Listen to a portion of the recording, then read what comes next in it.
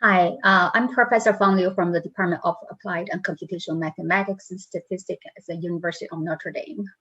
Today, I'll be talking to you briefly about an article that we published in the magazine of Chance, the September issue of 2020. The name of our article is Privacy Risk and Preservation for COVID-19 Contact Tracing Apps. This is joint work with Dong Wang, a visiting doctor student in my research group at Notre Dame. As you may have already noticed, a huge amount of data is collected during the pandemic.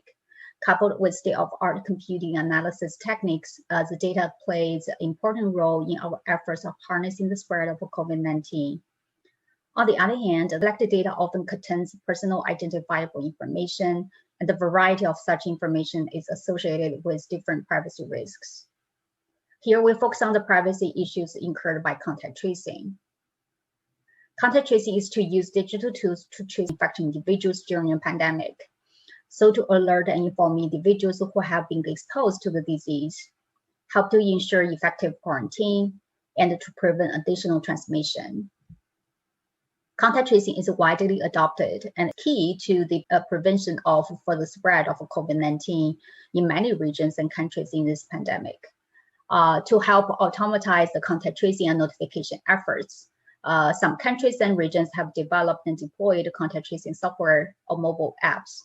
Meanwhile, red flags have been raised regarding privacy risk associated with contact tracing in the media by different organizations or government agencies.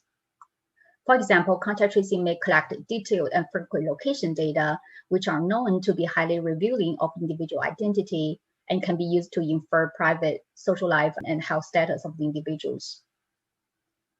Depending on the adopted technology, in this article, we group contact tracing apps into GPS-based or Bluetooth-based. And based on the degree to which authorities are involved during data collection information sharing, there are also a centralized versus decentralized model for contact tracing information collection. Specifically, GPS-based contact tracing apps and software collect users' location data, whereas the Bluetooth-based technology mostly only require relative temporal spatial proximity among users. In that sense, users feel more private and less anxious about being monitored 24/7 on their whereabouts. For the centralized model, contact tracing data are collected and shared with targeting individuals by health authorities. And authorities have the unique identifiers on all the individuals and know who to target with certain type of information. In terms of privacy, users will just have to trust authorities to keep their data safe and private. In contrast, for the decentralized model, there's no need to collect or store information on everyone through a central server.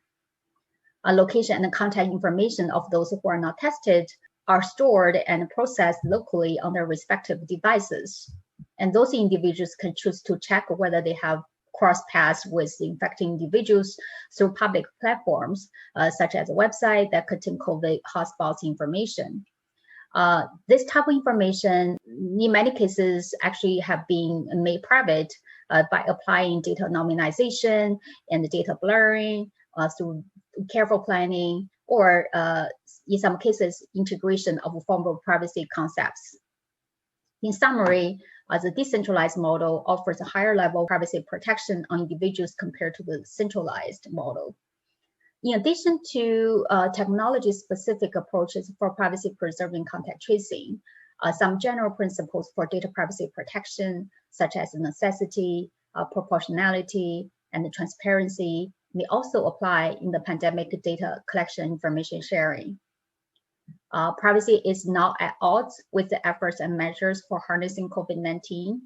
On the contrary, any measure taken by authorities and governments is effective only when its citizens trust such a measure.